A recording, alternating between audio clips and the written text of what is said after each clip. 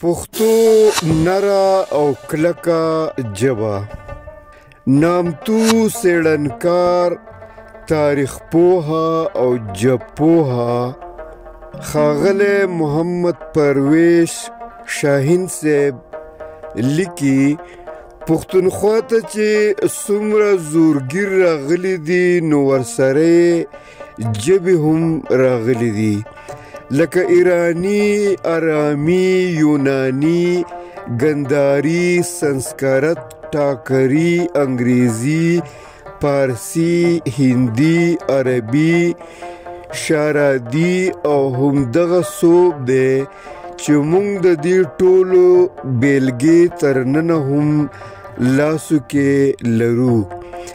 د ځینو پوهانو په اند دلته ویدي، ساکي، تخاري، کوشاني، باختري هم ویل کېدله، خو د دې ژبو په دې کونج کې پښتو خپل وجود کلک ساتلی او نن د نړۍ په زړو خو ژوندو څلورو ژبو کې ده. خو په دې لا نه یم پوهه چې دې دا نننی نوم پښتو له کوم وخت موندلی او خپل کړی دی. آیا دا هغه د ویدونو او اویستاګانو د نومونو یو ژوندی نوم دی او کنه؟ او کنه د پالي ژبې یو زوړ نوم دی؟